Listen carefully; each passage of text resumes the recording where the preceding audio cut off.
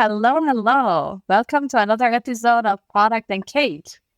Today, not in the studio, but in different locations around the world, is Paul. How you doing? Hi, Ghonche. Thank you. I'm doing well here in my home office studio. I'm looking at you this time on a small video box instead of in person. A new experience, but that's part of our jobs, I guess. And Yeah. how are you? I'm good. I'm really good. I'm actually really good because I'm having a very lovely cake. Let me actually show it to you in the video to because pause. Wow. No looks way. beautiful, This Yeah. this time when we are not in the same room, you come up with cake. Yeah. That's really not fair. I learned recently about this cake. It's Fanta Kuchen. Mm, Yeah, yeah. I was so confused when I heard it. Also, for people, Kuchen is cake in German. So it's Fanta cake, and Fanta is the drink Fanta. So I was so confused when I heard that. I was like, yeah, maybe I don't necessarily want to drink with Fanta in it. But then I realized that, oh, no, it actually does not contain Fanta. Yeah, And this is always a burner on child birthdays. The Kuchen. oh, interesting. Yeah, so I said, why not try new things? Awesome. Yeah. Talking about new things is a very nice keyword because I wanted to talk with you today in our episode about starting new things. Not necessarily bake, but also kind of baking. In the matter of baking side projects. Yeah. So how do you look, or let me ask another KPI first. How many side projects do you have running at the moment? Oh, no, not this question. I really have lost count, to be honest. There are so many right now. It's not good, to be honest. I'm not necessarily happy about how many side projects I have at the moment. But I'm happy that I have them. You know, it's I don't know how to say this, like having a lot of cats or dogs. And you need to take care of all of them. And sometimes you're like, oh my God, why did I decide to have so many cats? But also you're very happy with having all of them. If you wanted to get rid of them, yes, there is that one that breaks the things usually, but you also don't want to get rid of it. You love all of them. So yeah, there are so many. How about you? How many do you have? Yeah, I reduced the number drastically with starting a new job and also having kids. Yeah. They grab, or not grabbing, but they really deserve most of the free time. But nevertheless, I'm super in of starting new things and broadening the horizon and also pull myself out of the usual path. So when I'm working on certain things in the company, structuring tech projects, writing roadmaps and so on, it's so enlightening to do that in a different scope and a much smaller approach and try out new things. And from my experience, this always interfere with each other. And be it that you get to know someone in the side project activities that is super beneficial for your day job suddenly without any planning. So I really enjoy it, and I'm actively looking to have at least one or two side projects running. And one of them are definitely our podcast here. Yeah, true. And also, I need to mention this because I feel that recently on the internet, there are a lot of concepts, or there are a lot of talks or videos about side hustles. There's a very clear differentiation between side projects and side hustles. Side hustle, you do it mainly because of money, and it is another revenue stream for you.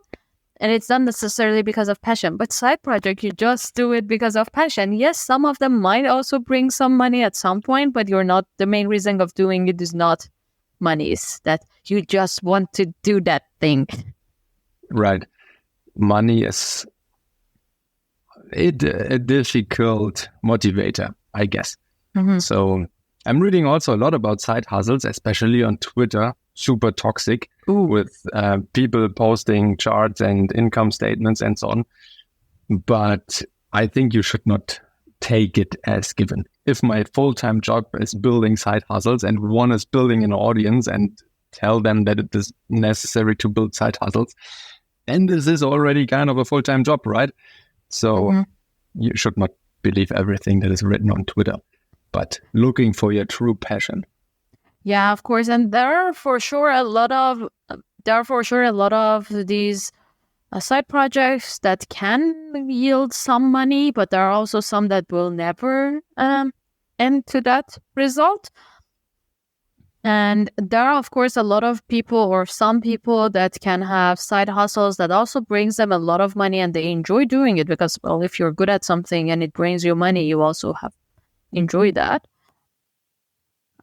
So, yeah, but I would still say there's a very clear differentiation between these two topics. So what is your characterization of side projects? How do you recognize one if it passing your way? So multiple things. One is that I'm excited by it, that I am ready to spend some sleepless nights thinking about it without actually, like, not that I'm ready, but it will automatically happen that I will just cannot go to sleep and I'm just like staying up in bed and just thinking, oh, but what if I could do this? And then I can add this to it. And then, that would look really nice. And so that is the first thing. My passion is just like it starts boiling. The second thing is that it doesn't just come by me once. It at least comes by twice. So there are some things that, like, I don't know if it's also for other people, but sometimes for me it's like I watch a movie or I attend a game show or I don't know, I watch football match and I just get super excited by all the emotions that is happening that time, and then I start thinking about like, oh, it would be so cool to do this, and then I will just start, my brain just starts going up, what's kind of engagement I can have in this thing that brought me so much joy, and then it fades away after like 2 months. That topic does not make me sleepless anymore, and so it's not consistent. And a third thing for me is that I have the power and means and the ability to do it. So there are a lot of like thoughts that I sometimes think about that, I don't know, make a spaceship that is da-da-da, but I have no knowledge about it. I do not have the means to support that idea at the moment. So I cannot start it by myself. If I really believe in it, then it needs to be like something that I spend much, much more time. And for me, side projects are usually the things that it will require not, it does not require me to be highly dependent on a lot of other people. I can be highly dependent on 1 or 2 other people at most, but not highly dependent on a aerospace engineer, NASA, and maybe some governments. Yeah, of course, you don't want to build a new team for just a random idea that passes your way. Exactly. I like it. I like this definitions. Also, for me, having an asynchronous approach to it, right? You are not, ideally, a side project can live next to your day job, and if you do it one thing today or tomorrow, this is not making the big difference. The thing that counts is that you create process, no matter how small it is, but a regular process. And this also combines well with me for feeling that this idea is popping up over and over again, that you feel, okay, there is another thing I could add. There is a kind of flow I'm falling into, and I want to let other things as they are at the moment to just bring the side project forward. This is a beautiful feeling that I really want to achieve in my side projects. Yeah, exactly. And for me also, part of the passion comes from the impact that I can have. So one of, for example, my side project is that I have a group of people that I mentor to become a product manager. So people who are early stages in their career, and this will never bring any revenue to me. I'm doing it completely free of charge, and like it will always stay that way. And the reason is that I want to pay back kind of to the community. I learned everything from my mentors. I learned everything from testing and trying and people believing in me. And I see that a lot of people might not necessarily have some of the opportunities that I had. So I want to provide that for them, so that the impact that I could have on other people is the main driver for me to push this forward.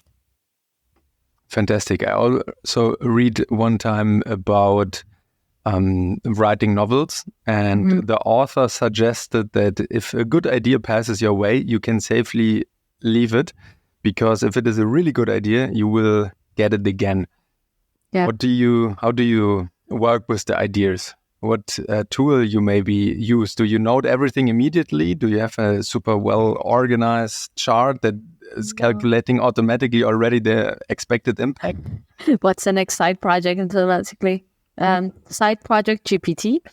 Yeah, side project evaluation tool. No, sometimes I set myself voice messages, which is the weirdest thing, because you cannot tag it. You cannot do anything basically with it. And I do it in a messaging app. And the reason I picked this is, first, I'm dyslexic, so I cannot really write that fast in a way that I can understand it later. So my to-do list is usually a lot of letters that don't make any sense when I reread them. So because of these side projects might come back again in 6 months, I want to be able to understand it. That's why I record a quick voice message. And as you can also hear me, I love talking. So that is one easy way for me. And I do it in a messaging app because I usually have my phone very handy. It's always there. And the messaging app is also quite used. I have a chat with myself, and later on, I can just reply to that message and just write a couple of words or tag it so it can be found easily in the search. Awesome. How about you? What do you do? Yeah, I adopted Notion for that use case totally. So Notion is installed on the computer, bookmark directly at hand, and also on the phone. And there I have just a very, very simple page after trying out several different tables and boards and cards and evaluation methods and so on. I went back to just a stupid list divided by a few paragraphs. And whenever something passes the second or third time my way, I add a few sentences. And after months or years, I review them.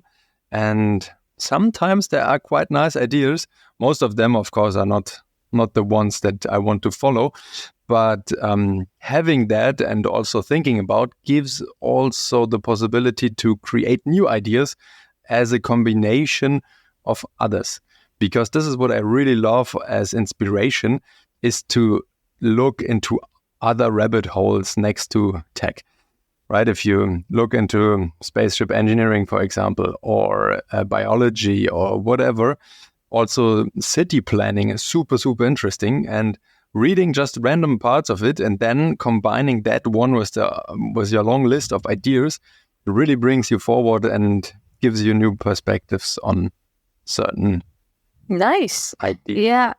And when for me, I have a little bit more idea about it, or I want to actually do something about it. I also have but it's not as sophisticated as yours. It's not a cool tool like Notion. It's just a Google Doc, and I add links a lot. Like, oh, I read this article, I put it there, and it's attached to that like topic that I open at some point. And sometimes when I go to different events, I meet other people that are working on a topic similar to that.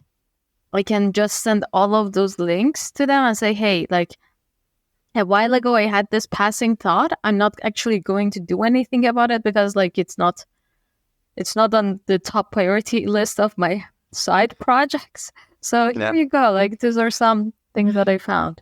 This is the most beautiful thing, and I think this is also the big differentiation between people just silently think about it and people who are talking out loud about their ideas, and they share them, and they throw them into the heads of other peoples and see what evolves. And maybe you meet Ghonche and suddenly you get a bunch of super, super useful links because from my experience, most of the people in the tech industry are so busy and they have their own long list of side projects and day jobs. They will not take your idea and do a multi-billion business out of it immediately, because the idea is only 1%, right? 99% is the execution and the willing to create process and to sit down and start a Word document and write it and get feedback from people, and then find maybe someone who is also want to work on it, and then set up your first highest risk assumptions and try to build the first stupid landing page. Baby steps everywhere, but steps. This is the most important message. Exactly. And one thing I completely agree about this, sharing the ideas and sometimes even the side projects with other people, which to some extent I did not think of it that way, but it was a perspective that my girlfriend gave me. And it is that the more you share your ideas with other people, the more you are committing to make them a reality.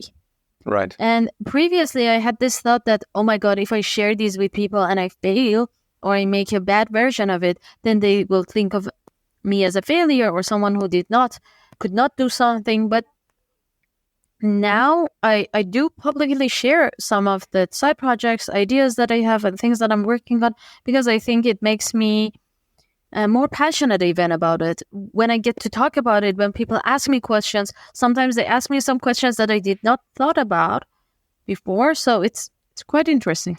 And it is also a beautiful measurement of your own excitement.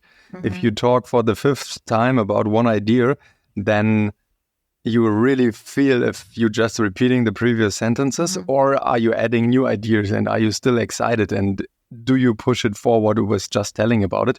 And in the end, this trains you on explain your idea better, because if more evolves out of the side project, then you will talk about the idea forever, basically. So if you found a startup and everyone wants to hear the story over and over again, it feels super boring for you, but everyone is asking on it. So you should be happy talking about it. Yeah, exactly. So you also touched upon a very good topic. What other tools you might be using for this, for your side project? Like, for example, for building some basic structures as an MVP, or how do you do it? What do you do for your side projects? Do you start with an MVP, or what do you do? Yeah.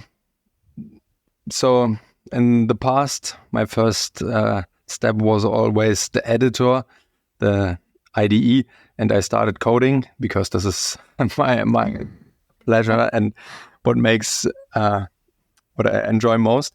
But today I see that there are no code tools out there.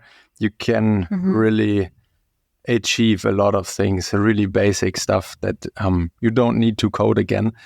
And putting something together, even if it is a stupid small landing page or very, very basic first MVP, 95% of all use cases are covered already in these no-code tools, and you can stick something together and try it with people. Again, talking about it, show it to someone, let someone click around it. But I don't have the perfect tool yet, is creating a landing page for it. This also helps a lot to structure ideas. And what I also really enjoy doing is following the 10 slides of Guy Kawasaki. He said 10 slides are enough to describe every business idea. And if you search for 10 slides Guy Kawasaki template, then you find them. And it's so beneficial to just put your ideas into that format. That helps a lot. Yeah, and then stick to the basic tools. That's a great PowerPoint. point. Yeah, not PowerPoint, but the Google presentation and Google Docs. Notion is able to create websites. Yeah, just the first baby step. Nice. Cool. What are you doing from product perspective? So when you want to evaluate a new side project, is there any first go-to measurement you always take? Oh, it really depends. So I have, for each one, I have a different way of measuring it. So I used to sometimes tweet the things. I don't have Twitter anymore. I'm out of that world after someone entered it. But I used to just tweet that, hey, I am going to do this. If anyone would like me to support them, just send me a note. And I just would see how many people would react or this seems interesting to them. And so that is about like the things that might a little bit be easier or more related to more people. The other thing, for some other side project, I try to find partners in it. And so, as we have also product and cake, I mean, you recruited me in this one, I feel. It was a little bit different. Or we have already, I think, shared how it started in one of the episodes. But yeah, I try to find someone who has similar passion to me, and I bounce off ideas with that person, and to see if that person catches this as interesting or not. I start with a very specific niche and try to just chat with those people and see, like, hey, if this is interesting for them or not. But also, to be honest, some of my side project, or I have to say most of my side project, are for me and because of me. So I do them for myself. As I say, it's not for making any money. So I just see if I'm happy with it, if that answers my passion or not. Yes. Nice.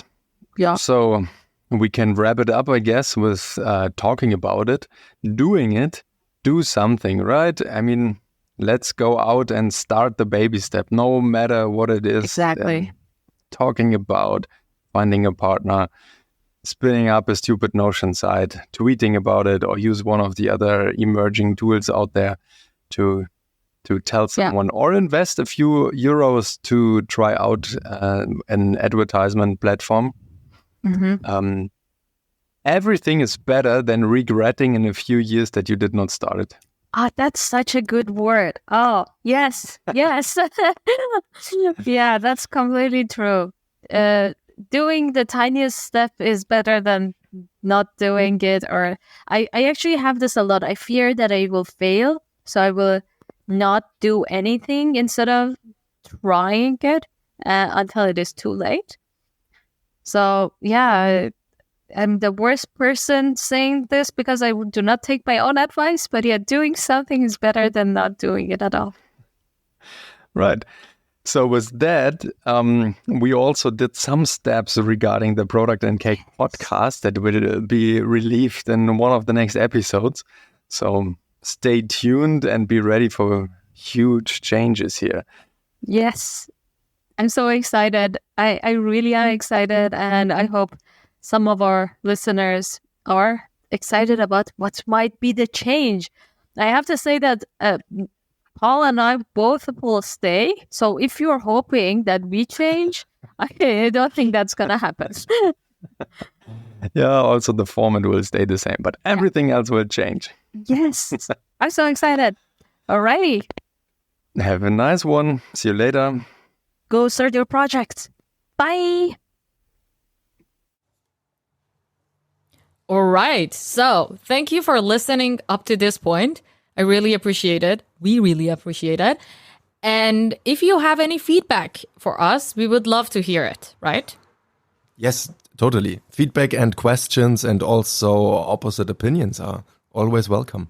And also, if you have any recommendation for us, what topic to talk about, if you have any person in mind that you think we should interview for any specific topic you have in mind, we would love to hear that. So you can send it to us via email. Yeah, sure. Or via social media networks. You will find us, I guess. Yes, there will be some info of how to contact us in the description. Yeah, Look for it. Or send it via snail mail to mobile.de office and write CO Product and Cake Podcast. So a lot of people will know about the podcast then. That's a good point. Let's do it. Thank you. And bye again.